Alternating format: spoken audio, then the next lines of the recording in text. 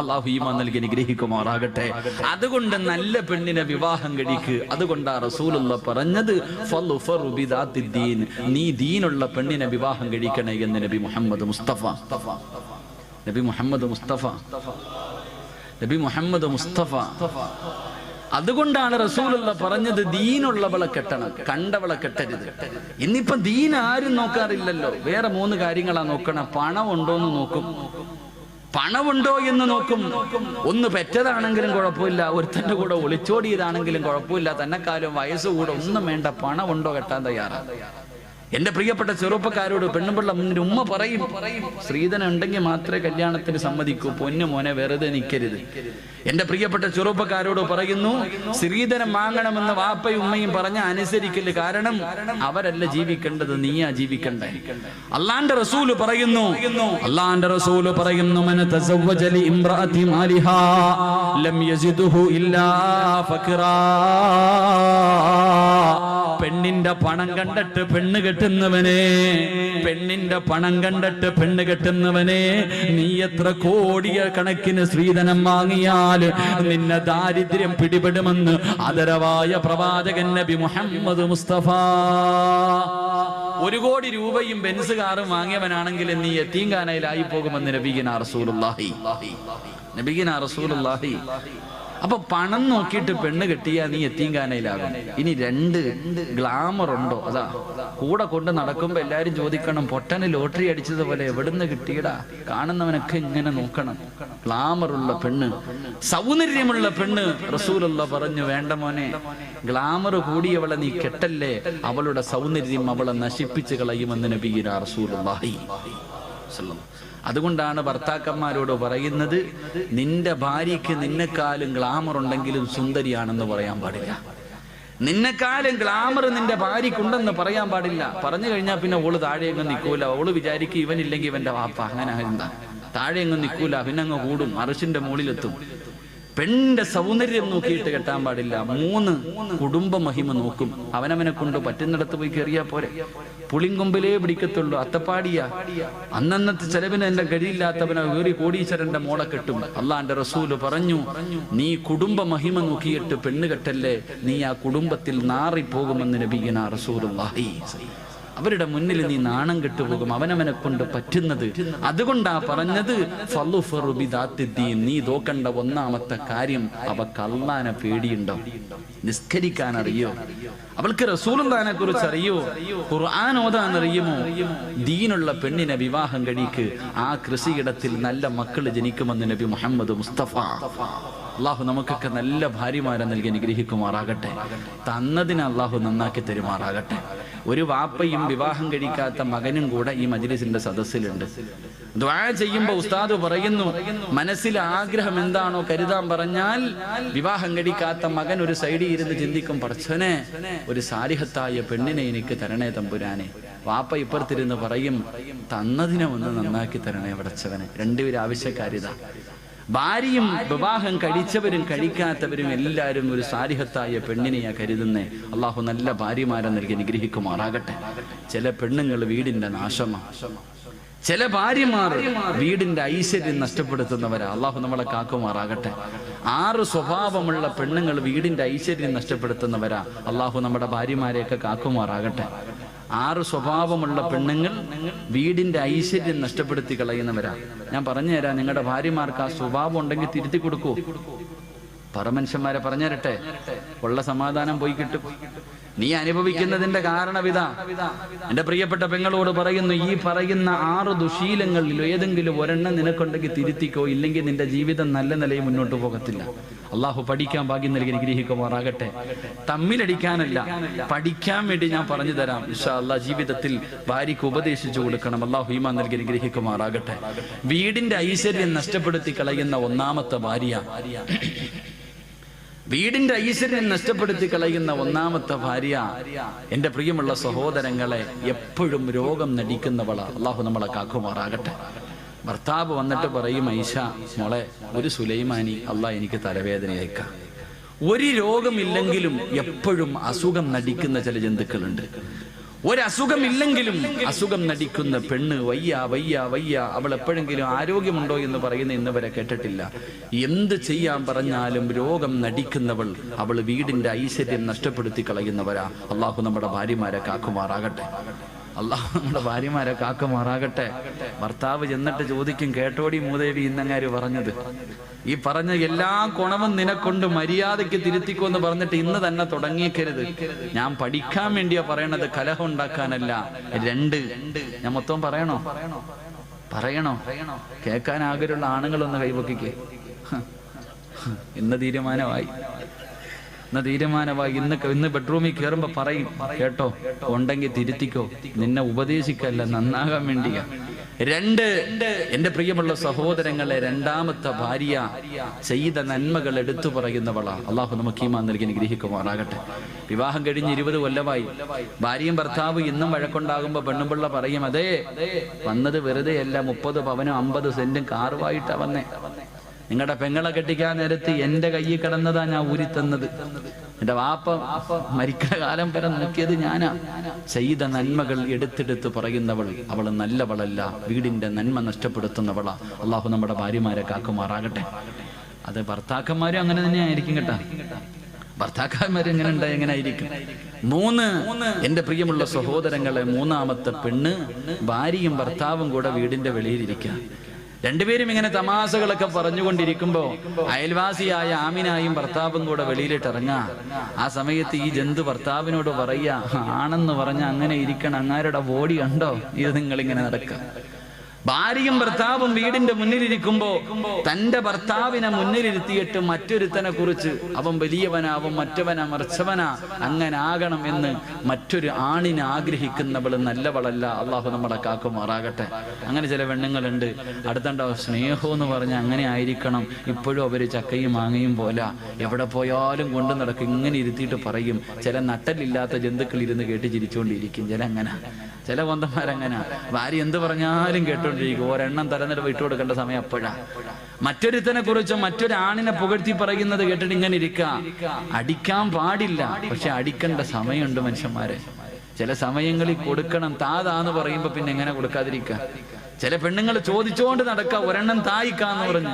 എന്റെ പ്രിയമുള്ള സഹോദരങ്ങൾ, അതുകൊണ്ട് മൂന്നാമത്തെ പെണ്ണ് തന്റെ ഭർത്താവിനെ മുന്നിലിരിക്കുമ്പോ മറ്റൊരു ആണിനെ ആഗ്രഹിക്കുന്നവൾ. അള്ളാഹു നമ്മളെ കാക്കുമാറാകട്ടെ. നാലാമത്തത് അവക്ക് മക്കളെ നോക്കാൻ സമയമില്ല, ഭർത്താവിനെ നോക്കാൻ സമയമില്ല, വീട് നോക്കാൻ സമയമില്ല. 24 മണിക്കൂറും ഒടുക്കത്തെ ഒരുങ്ങുന്നവളാണെന്ന് നബി മുഹമ്മദ് മുസ്തഫ. അവക്ക് ആരെയും നോക്കാൻ സമയമില്ല. എഴുന്നള്ളത്തിന് നിൽക്കുന്ന ആനയെ പോലെ പട്ട ഇങ്ങനെ നിൽക്കണം. എല്ലാം കെട്ടിയിട്ട് എപ്പോഴും ഒരുങ്ങി സുന്ദരിയായിട്ട് നിൽക്കണം. അവക്ക് അവളെ കുറിച്ച് മാത്രമേ ചിന്തയുള്ളൂ. ഒരുങ്ങണ്ട എന്ന് ഞാൻ പറയുന്നില്ല. പെണ്ണൊരുങ്ങേണ്ടത് നാട്ടുകാരുടെ മുന്നിലല്ല, ഭർത്താവിന്റെ മുന്നില. വേണം, പക്ഷെ ആവശ്യത്തിന് വേണം. ഒരുപാടായി പോയാ അത് പിന്നെ ദുരന്തങ്ങളിലേക്ക് എത്തിക്കും. അപ്പൊ 24 മണിക്കൂറും കണ്ണാടിയുടെ മുന്നിൽ നിന്ന് ഒരുങ്ങുന്നവൾ, അവൾ നന്മയുള്ളവളല്ല. അള്ളാഹു നമ്മുടെ ഭാര്യമാരെ കാക്കുമാറാകട്ടെ. 5ാമത്തെ പെണ്ണ് ഭർത്താവിന്റെ കയ്യിൽ പൈസയുണ്ടോ ഇല്ലേ അവൾക്കറിയണ്ട. ഭർത്താവിന്റെ കയ്യിൽ പണമുണ്ടോ ഇല്ല അതൊന്നും അറിയണ്ട. കാണുന്നത് മുഴുവനും വേണമെന്ന് പറഞ്ഞ് വാശി പിടിക്കുന്നവളാ. അള്ളാഹു കാക്കുമാറാകട്ടെ. അങ്ങനെ ചിലരുണ്ട്, ലുലു സെന്ററിൽ കൊണ്ടുപോയി ലോൺ എടുത്തിട്ടാ പോയെ. അവള് ചോദിച്ചത് മുഴുവനും വാങ്ങിക്കൊടുത്തു. ഇനി വണ്ടിക്കൂലിക്ക് മാത്രമേ കാശുള്ളൂ. വെളിയിലിറങ്ങുമ്പോൾ അപ്പുറത്ത് കടയിൽ കിടക്കണ ചുരിദാർ വേണമെന്ന് പറഞ്ഞ് വാശി പിടിക്കും. വാങ്ങിക്കൊടുത്തില്ലെങ്കിൽ പിന്നെ കൊച്ചി മുതൽ വീട് വരെ തല്ലായിരിക്കും. അങ്ങനെ ചില പെണ്ണുങ്ങൾ, അവള് നന്മ നഷ്ടപ്പെടുത്തുന്നവളാ. 6ാമത്തെ പെണ്ണ്, എന്റെ പ്രിയമുള്ള സഹോദരങ്ങളെ, ഭർത്താവ് ശാരീരികമായി ബന്ധപ്പെടുന്നതിന് വിളിച്ചാൽ പറയും, ഞാൻ കുളിച്ചിട്ടില്ല, അവൻ അങ്ങനാണ്, രോഗമാണ്, അതാണ് ഇതാണെന്ന് പറഞ്ഞിട്ട് ഒഴിയുന്നവളാ. അള്ളാഹു നമ്മുടെ ഭാര്യമാർക്ക് ഈമാൻ നൽകി അനുഗ്രഹിക്കുമാറാകട്ടെ. ഈ പറഞ്ഞ 5 സ്വഭാവം നിനക്കുണ്ടെങ്കിൽ തിരുത്തിക്കോ, രക്ഷപ്പെട്ടു പോകും. തിരുത്താ മനസ്സിന്റെ ഇങ്ങനെ തന്നെ പൊക്കോ, അനുഭവിക്കും. അള്ളാഹു നമുക്ക് ഈമാൻ നൽകി അനുഗ്രഹിക്കുമാറാകട്ടെ. അതുകൊണ്ട് നന്മയുള്ള മക്കൾ, ഖുർആൻ പറഞ്ഞ മക്കൾ നമുക്ക് കിട്ടണമെങ്കിൽ, എന്റെ പ്രിയമുള്ളവരെ, അള്ളാഹുവിന്റെ ഖുർആൻ പറഞ്ഞു, മോനെ വിവാഹം കഴിക്കുന്ന സമയത്ത് നീ ഒന്നാമതായി നോക്കേണ്ടത്, അല്ലാഹുവേ ഫളുഫറു ബിദാതി ദീൻ, അവൾക്ക് ദീനുണ്ടോ എന്ന് നോക്കണേ. അങ്ങനെ നീ ഒരു പെണ്ണ് കണ്ട്, പടച്ചവനെ നിനക്ക് ഇഷ്ടപ്പെട്ട ഇഷ്ടപ്പെട്ടു, നിന്റെ വിവാഹം ഉറപ്പിച്ചോ. രണ്ട്, നിനക്ക് സാലിഹായ മക്കളെ കിട്ടണമെങ്കിൽ അല്ലാഹുവിന്റെ ഖുർആൻ പറയുകയാണ്, പ്രവാചകൻ പറയുകയാ, ആദ്യ വിവാഹം നടന്നത് നമ്മുടെ ബാപ്പയുടെയും ഉമ്മയുടെയും വിവാഹം നടന്നത് സ്വർഗത്തിൽ വെച്ചാ. ആദം നബിയുടെയും ഹവ്വാ ബീവിയുടെയും വിവാഹം നടന്നത് സ്വർഗത്തിൽ വെച്ചാ. വിവാഹം കഴിക്കുന്നത് സ്വർഗത്തിൽ പോയി ജീവിക്കാരാ. എല്ലാവരും വിവാഹം കഴിക്കുന്നത്, എന്റെ പ്രിയമുള്ളവരെ, പരിശുദ്ധമായ ഖുർആൻ പോലും നമുക്ക് പറഞ്ഞു തന്നില്ലേ? വഅസ്വാജുഹും ഫീ ളിലാലിൻ അലൽ അറായികി മുത്തഖിയൂൻ ലഹും ഫീഹാ ഫാകിഹത്തുൻ വലഹും മാ യദ്ദഊൻ സലാമുൻ ഖൗലൻ മിർ റബ്ബിർ റഹീം. അല്ലാഹുവിന്റെ ഖുർആൻ പറഞ്ഞു, നാളെ പടച്ചവന്റെ അനുഗ്രഹങ്ങൾ കൊണ്ട് നിറച്ച സ്വർഗത്തില് സ്വർണ്ണത്തിന്റെ ചാരുകസേലയിൽ ഒരു ഭാര്യയും ഒരു ഭർത്താവും തന്റെ മക്കളും ഇരുന്നു കൊണ്ട് അതാ ആസ്വദിക്കുമെന്ന് പരിശുദ്ധമായ ഖുർആൻ നമുക്ക് പരിചയപ്പെടുത്തുമ്പോ, നമ്മുടെ ജീവിതം ദുനിയാവിലല്ല, നമ്മൾ കാലാകാലം ജീവിക്കേണ്ടത് പടച്ചവന്റെ സ്വർഗത്തിലാണ്.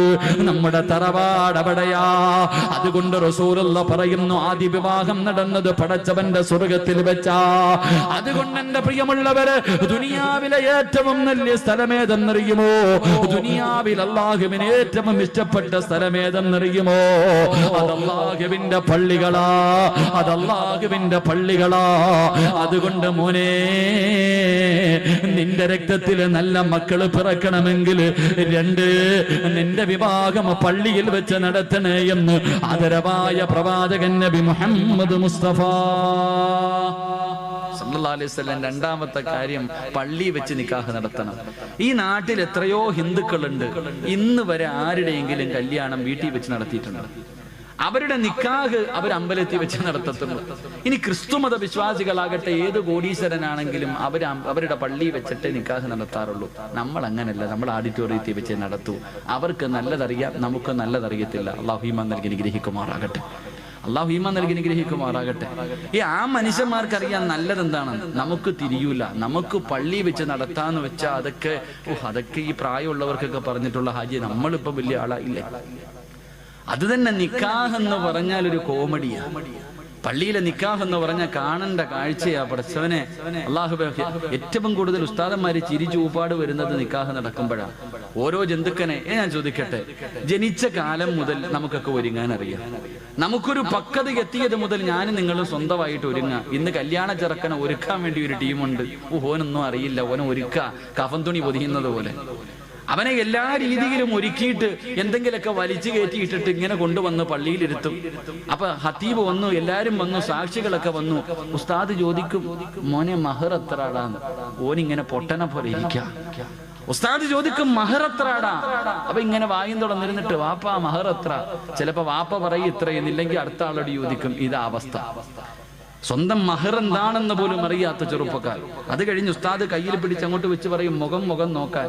ഭർത്താവ് ഭാര്യയുടെ വാപ്പാടെ മുഖത്ത് നോക്കുമ്പോഴേ പുഞ്ചിരി. ഉസ്താദ് പറഞ്ഞു കൊടുക്കും, സവ്വജ്തുക, ഓനിരുന്ന് തപ്പുക. കല്യാണ ചെറുക്കന്റെ കയ്യിൽ പിടിച്ചിട്ട്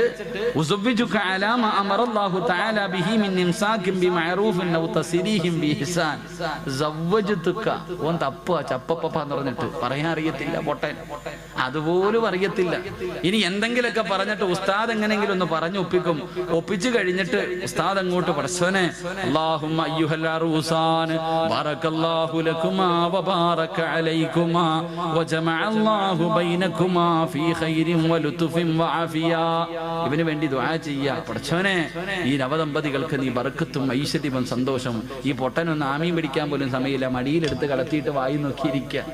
എന്ന് ചിന്തിച്ച് നോക്കിയേ, അവന്റെ വാപ്പ പോലും അവന് ദുആ ചെയ്യാറില്ല. കല്യാണത്തിന് വിളിച്ചവർ മുഴുവനും കാന അടിച്ചിട്ട് പോകും, ചിരിക്കും. ഓൾ ദ ബെസ്റ്റ് കഴിഞ്ഞു.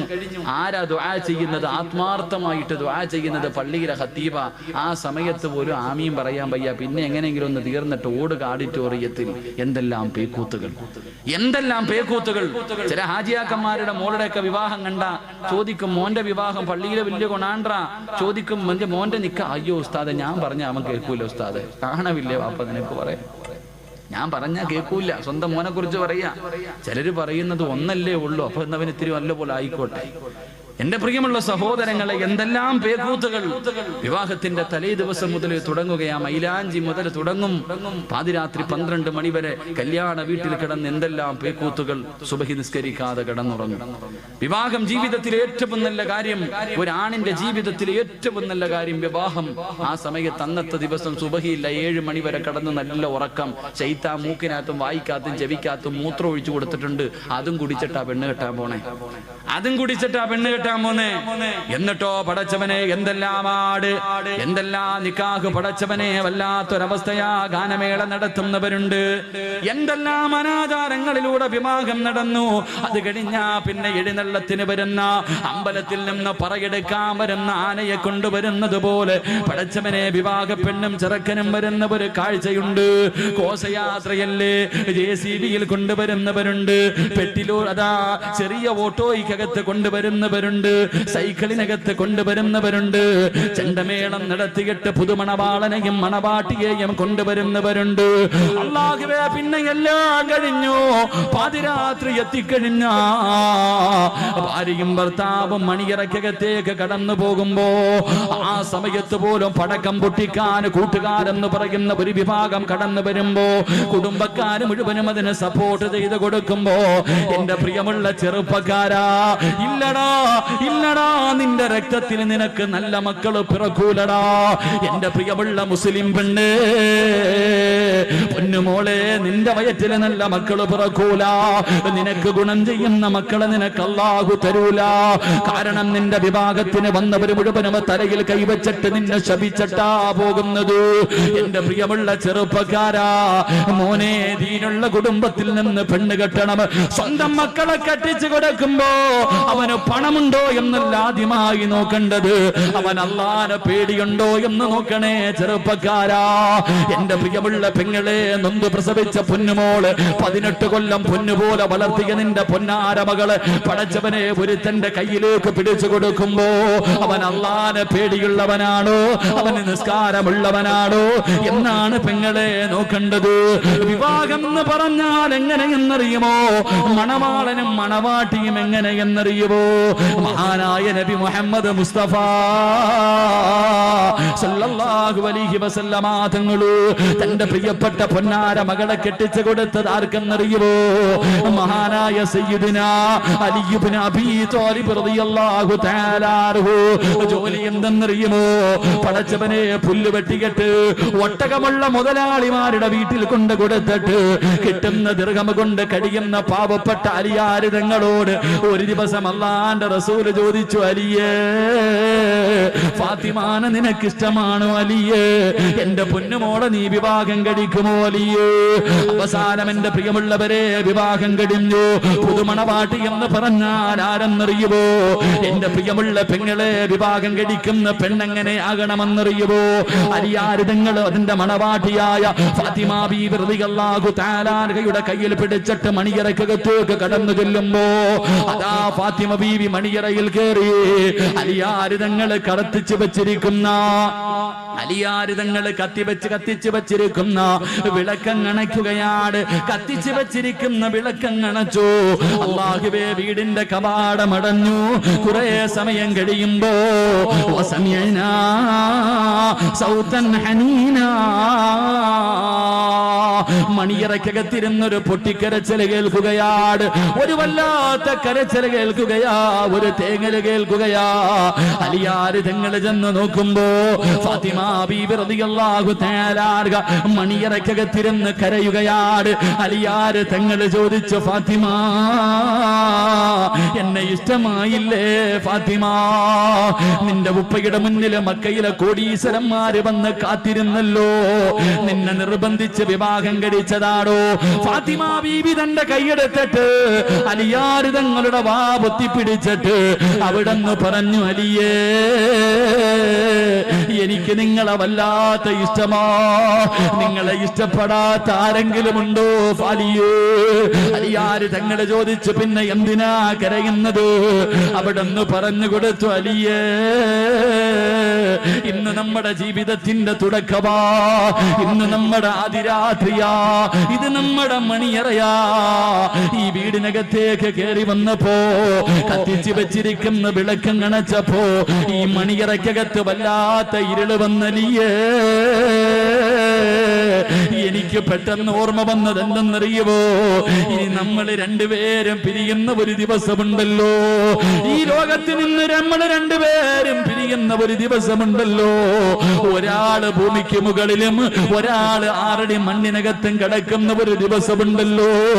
6 അടി മണ്ണിനകത്ത് വല്ലാത്ത ഇരുളാണല്ലോ അലിയേ.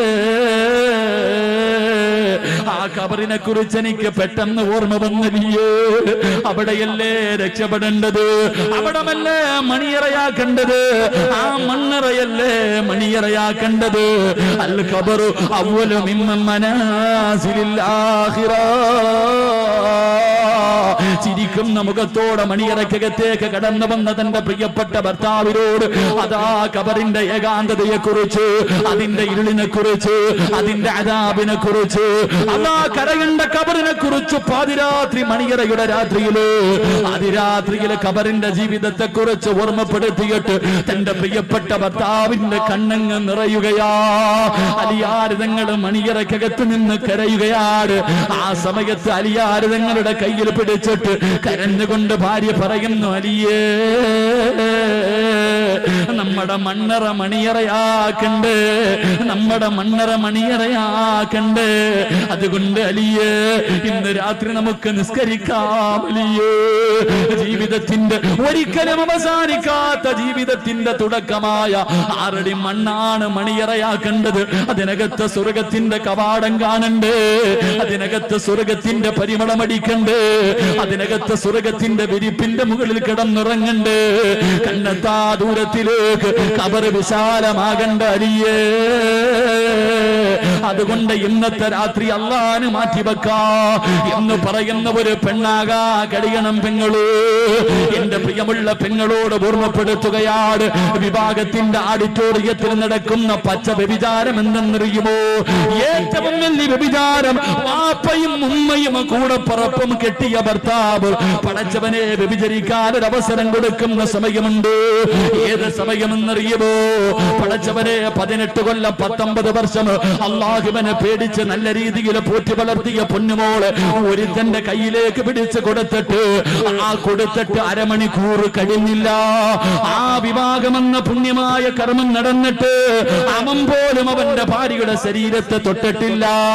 പക്ഷേ വിവാഹത്തിന്റെ ഓഡിറ്റോറിയത്തിൽ ആ സ്വന്തം ഭാര്യയെ പിടിച്ചടുത്ത് നിർത്തിയിട്ട് കണ്ട കൂട്ടുകാരെന്ന് പറയുന്ന ഒരു വിഭാഗം ചെറുപ്പക്കാര്, അത് മുസ്ലിമാകട്ടെ അമുസ്ലിമാകട്ടെ, എന്റെ ഫ്രണ്ട്സ് ആണെന്ന് പറഞ്ഞ് കെട്ടിയ പെണ്ണിനെ കണ്ടവന്റെ നടുക്ക് നിർത്തിയിട്ട് സെൽഫി എടുക്കുന്ന എന്റെ പ്രിയപ്പെട്ട യുവത്വേ, നിന്ന് കൊടുക്കല്ലേ മോളെ, നിന്ന് കൊടുക്കല്ലേ മോളെ. നീ ഈമാനുള്ളവളാ, നീ ഈമാനുള്ളവളാ, അല്ലാഹുവിനെ പേടിച്ച് ജീവിച്ചവളാ. മഹദിയായ ഫാത്തിമ ബീബി റളിയല്ലാഹു തആല അൻഹ പടച്ചവനെ മരിക്കുന്നതിന്റെ തലേ ദിവസം തന്റെ പ്രിയപ്പെട്ട ഭർത്താവിന്റെ മടിയിൽ കിടന്നിട്ട് അവിടുന്ന് ചോദിച്ചു, അലിയേ പോവുകയാലിയേ, പോവുകയാലിയേ, എനിക്കൊന്ന് പൊരുത്തം തരുവോ അലിയേ. അല്ലാഹുവേ, ഫാത്തിമ ബീബി റളിയല്ലാഹു തആല അൻഹ അലിയാർ തങ്ങളോടൊരു വസിയത്ത് പറയുകയാ. എന്തേ വസിയത്ത് എന്നറിയുമോ? എന്തേ വസിയത്ത് എന്നറിയുമോ? ഞാൻ മരിച്ചു പോയാ പകൽ എന്നെ കൊണ്ടുപോയി കബറടക്കല്ല അലിയേ, രാത്രിയിലെ കബറടക്കാവോ? അലിയാർ തങ്ങൾ ചോദിച്ച കാരണമെന്ത്? അലിയാർ തങ്ങൾ ചോദിച്ച കാരണമെന്ത്? അവിടെന്ന് പറയുന്നു, അലിയേ എന്റെ ശരീരം നിങ്ങളല്ലാതെ ഇന്ന് വരെ ഒരു മനുഷ്യനും കണ്ടിട്ടില്ല അലിയേ. എന്നെ പകലാണ് കബറടക്കുന്നതെങ്കിൽ എന്റെ മയ്യത്ത് പൊതിയുന്നത്, എന്റെ മയ്യത്ത് ചുമക്കുന്നത്, എന്റെ മയ്യത്ത് കബറിലിറക്കി വെക്കുന്നത് അന്യപുരുഷന്മാരായിരിക്കുമല്ലോ അലിയേ. എന്നെ 3 കഷ്ടം വെള്ള തുണിയിൽ പൊതിഞ്ഞിട്ട് എന്റെ ശരീരം ഇങ്ങനെ കൊണ്ടുപോകുമ്പോ അവരെന്റെ ശരീരത്തിന്റെ വടിവ് കാണുമല്ലോ അലിയേ. അതുകൊണ്ട് രാത്രിയെ കബറടക്കാവൂ. പെണ്ണെന്ന് പറഞ്ഞാൽ അങ്ങനാ, പെണ്ണെന്ന് പറഞ്ഞാൽ അങ്ങനാ. ഉമ്മ മക്കളെ വളർത്തേണ്ടത് അങ്ങനാ, ചെറുപ്പക്കാരാ ഭാര്യ വളർത്തേണ്ടത് അങ്ങനാടാ. അല്ലാതെ കണ്ടവന്റെ കൂടെ പിടിച്ചു നിർത്തിയിട്ട് ഫോട്ടോ എടുക്കാറ്, പച്ച വ്യഭിചാരം നടത്താൻ അവസരം കൊടുക്കുന്നവര് നിനക്ക് നല്ല മക്കള് പിറക്കൂല, നിന്റെ കുടുംബത്തിൽ നല്ല മക്കള് ജനിക്കൂല. ഫാത്തിമാ ബീവി റളിയല്ലാഹു തആല വിഭാഗത്തിന്റെ രാത്രിയിലെ ഖബറിനെ കുറിച്ച് ഓർമ്മപ്പെടുത്തിയ പ്രിയപ്പെട്ട ഭാര്യ, പടച്ചുറപ്പേ ഏത് വാപ്പയുടെ മകളാ, ഏത് വാപ്പയുടെ മകളാ. അല്ലാഹുവിന്റെ പ്രവാചകം തന്റെ ഭാര്യമാരിൽ ഏറ്റവും വയസ്സ് കുറഞ്ഞ ആയിഷാ ബീവി റളിയല്ലാഹു തആല 18 വയസ്സുള്ള ആയിഷാ ബീവിയുടെ നെഞ്ചത്ത് ചാരിക്കിടന്നിട്ട് റസൂലുള്ളാഹി പോവുകയാ. വാപ്പ ഭാര്യയുടെ മടിയിൽ കിടന്നു പോയി. അല്ലാഹുവേ പൊന്നുമോള് ഭർത്താവിന്റെ മടിയിൽ കിടന്നു പോവുകയാ. അതുകൊണ്ട് ചെറുപ്പക്കാരാ റസൂലുള്ളാഹി പറയുന്നു, രണ്ട് നിന്റെ വിവാഹം പള്ളിയിൽ വെച്ച് നടത്തണേ എന്ന് നബി മുഹമ്മദ് മുസ്തഫ സല്ലല്ലാഹു അലൈഹി വസല്ലം. അല്ലാഹു ഭാഗ്യം നൽകി അനുഗ്രഹിക്കുമാറാകട്ടെ. അല്ലാഹു ഭാഗ്യം നൽകി അനുഗ്രഹിക്കുമാറാകട്ടെ. ഇതിപ്പോ ബോറടിച്ചു തുടങ്ങിയ നിർത്താറായോ? ഇരിപ്പ് കണ്ടിട്ട് അങ്ങനെ തോന്നുന്നു. ഇൻഷാ അല്ലാഹ് ഒരു കുറച്ചു നേരം കൂടെ, ഒരു അരമണിക്കൂറോടെ ഞാൻ നിർത്തിയേക്കാം. ഒത്തിരി വെള്ളമെങ്കിലും താപ്പ പോകുന്നിടം വരെ പോകട്ടെ ഇൻഷാ അല്ലാഹ്. ഇനിയിപ്പോ തണുക്കായി ഇത്തിരി നേരം വേണം ഇൻഷാ അല്ലാഹ്. അല്ലാഹു ഈമാൻ നൽകി അനുഗ്രഹിക്കുമാറാകട്ടെ. അപ്പൊ 3 എന്തായാലും മണിയറയിൽ ഇരുത്തിയിട്ട് പോണത് ശരിയല്ലല്ലോ, കുറച്ചുകൂടെ അങ്ങോട്ട് കടത്തി വിട്ടിട്ട് പോകാം. കല്യാണം കഴിഞ്ഞു, പെണ്ണുമാണ് മണിയറയിൽ കയറി. ഭാര്യയും ഭർത്താവും മണിയറയിൽ കയറി.